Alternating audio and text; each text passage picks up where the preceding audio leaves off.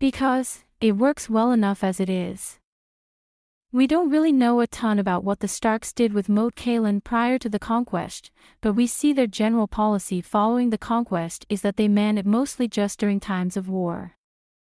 Hey guys, welcome to my channel. Please don't forget to like and subscribe and also click on the notification bell to remain updated. This is logical for 3 reasons. While Moat Cailin tends to get all the hype, the reality is the north is still impossible to invade anyways just because of basic geography. It's too vast and too barren to ever hope to feed a host of any substance.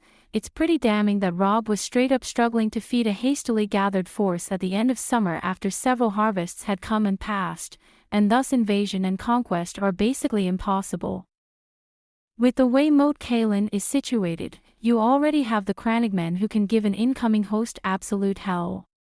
Moat Cailin is pretty much useless beyond its militaristic function. It's in the middle of the neck and offers no opportunity for economic productivity, and thus you're just feeding several hundred men to defend a castle with no household. And as a result of these factors, putting up a garrison during a time of peace could be seen as a provocative action that just symbolizes the Starks are preparing for or declaring war, in particular probably just outright severing ties from the Iron Throne. Another reason for it not being garrisoned is that there isn't much need for it to be garrisoned. The Crannogmen of the north, and the swamp dwellers, make any scout party or raiding party completely incapable of sneaking through the region. The moat itself is the only real way to cut straight into Winterfell, and also has a close proximity to White Harbor, the north's economic powerhouse. The problem, however, is this: a wall is not indestructible. Gates will always, eventually, fall. Therefore most engineers and strategists exploit this rather than avoid it. If you mine a country 50 miles either direction from a road, including the road, the enemy will slowly and meticulously cut their way through. But if you don't mine the road and several miles beyond it, the enemy may send their forces through. This leads to opportunities, when the enemy is forced by convenience to operate along this road. Say then that the moat, which even in its current state can hold off massive armies with a relatively small garrison, then falls. Well now, the enemy doesn't need to pass through the swamp anymore. They have the road. So the army passes through unhindered except for the loss of, 2 to 5 times the garrison force's size. Remember, actually besieging the moat itself is largely impossible. They will continue to get supplies or the natives will be able to slip into the moat unhindered. The only reliable way to take the moat is by force. So the invaders pass through, and they start raiding regions that haven't already been evacuated and scorched by the ladies of the realm and the remaining sons.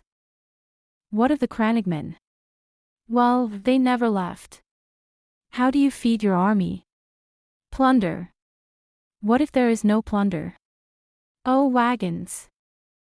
Where do those wagons travel, with little to no escort? Past the Crannogmen.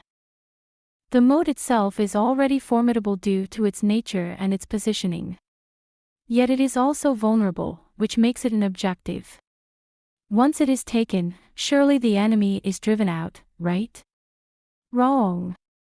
Now the invader must either root out the enemy from the surrounding marshes, something they already didn't want to do, or they must spend resources keeping the Crannogs from harassing their one and only route of supply.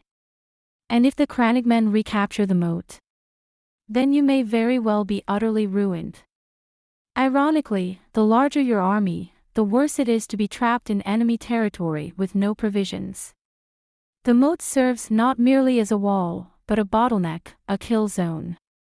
Westeros has been a unified country for centuries on end and no one threatened to invade north during that time. Neither is anyone likely to try. Armies march for plunder and there is little of that along the King's Road. It's mostly wilderness, cold and Northmen who don't take invasions lightly.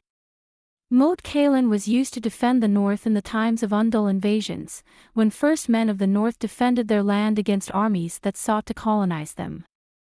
That threat receded centuries ago and the border is secure and stable. It's far more common for northern armies to march south than it is for any army to march north. Therefore, there's no real point in maintaining a powerful garrison to defend a path seldom used by invaders anyway.